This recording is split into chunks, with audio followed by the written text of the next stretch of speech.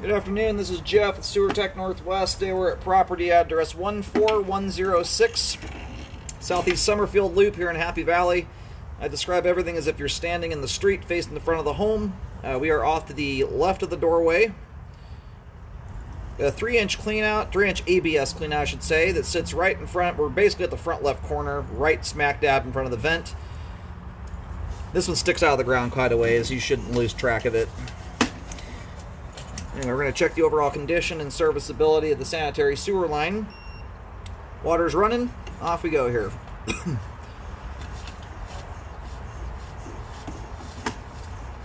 This thing dives like crazy right out of the gate, look at that. Yeehaw.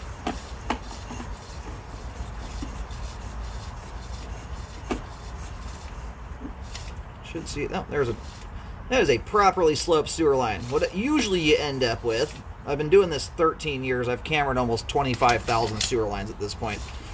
Generally, when your line goes from that shallow depth at the cleanout down to that deep, most installers do the lazy thing and they nosedive the sewer line. It's just a straight vertical drop. And what you always end up with, probably 80-90% of the time, is a belly at the base of the drop where the line levels off, and or an offset joint at the transition. It's really nice to see someone who knows how to install a sewer line properly. The beauty of that is that hard slope there keeps stuff ripping through the line at a high rate of speed. And ideally you don't have nosedive, so that's just a nicely configured line. And that's the main there at 40 feet. If I didn't mention it already, we transitioned over to 4-inch 3034 PVC. That's the green pipe we're in currently. Thus far, great looking sewer line. We're going to take a second look at things as we come back out once the line is drained, and I'm also going to go locate just to verify where the line terminates. Alrighty. Located the camera head successfully. Line terminates on Southeast Summerfield. And apart from a little bit of a jog at the start of the line here, the line just about runs dead straight to the main.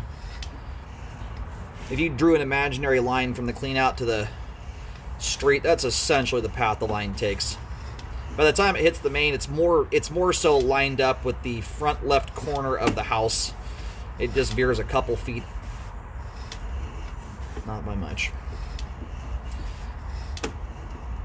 And compliments to whoever's been living here. They've done a really good job at keeping cooking oil, fats in general, from going down the line. It's a very clean flow line. And there is still a little bit of water trickling to the pipe right now. Just the remnants draining off there. The number one thing that gunks your pipe up and is responsible for more blockages than about anything, and it's often what exacerbates a lot of kind of on the fence structural issues into problems, is grease buildup. As long as I've been doing this, I've come to be more concerned about grease buildup than a lot of structural problems.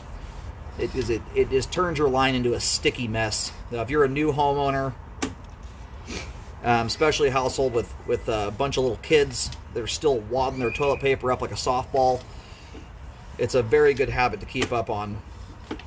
It causes a lot of debris to get hung up in the line that otherwise wouldn't. It slows things down, and when you do get blockages, they block much more effectively. It acts like glue. All the PVC pipe looks great. Drains off very nicely.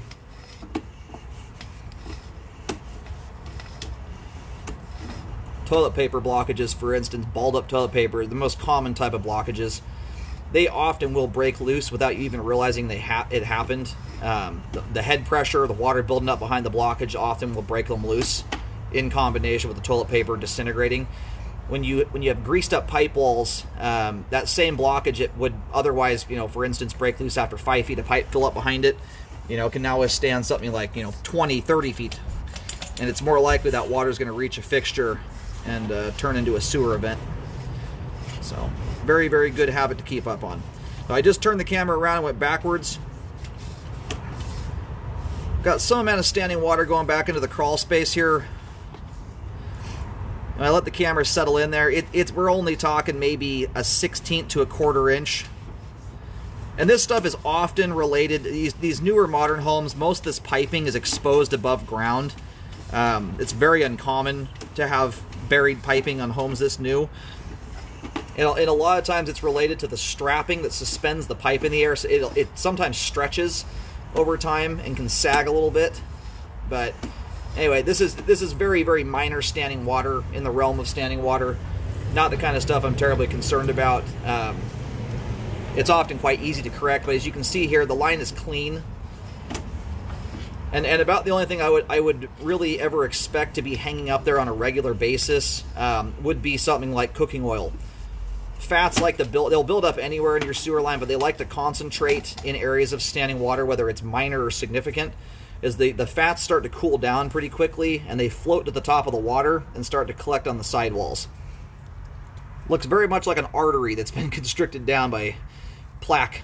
So anyway, you can see how clean the line is there, and that just shows you, just treat your line right and stuff like that doesn't build up. But it's not significant enough, in my opinion, to warrant just running down a repair on it. It's something you could correct. It's a pretty simple thing to deal with.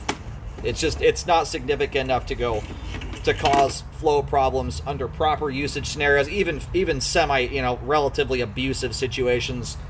For example, I don't generally even consider repairs on bellies until there's at least an inch of standing water for 5 feet. It's about that time. That's a rule I developed years and years and years ago after watching a lot of bellies. It's about the inch mark where you really start to see toilet paper start to hang up.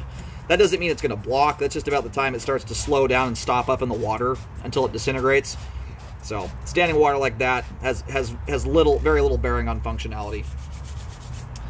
Anyway, we have good flow to the main lateral. All the pipe we just scoped there is in good condition and very clean. Sewer line is functioning properly at this time. And back to the grease thing, I put this little PSA at the end of all my videos. The rule of thumb I tell most people, if you've got enough grease or oil on your pans that if you turn them sideways, that's when a pan is hot or warm. There's enough on there that it flows off the pan or runs off in beads. It's at that point you want to do something about it. Let the pan cool down, wipe it out with a paper towel, scrape it off into a garbage can, or pour it into a jar when it's still liquid. You just don't want it going down the line. Thin little coating of PAM spray is no big deal. Just always use hot water and soap. And the key to keeping this stuff from hanging up in the line when you do know some is going down it, let your hot water run for a solid minute after your last dish is washed. That helps to ensure that anything that did get down line stays melted and emulsified till it gets to the main. Anyhow, good looking sewer line. It's functioning properly at this time.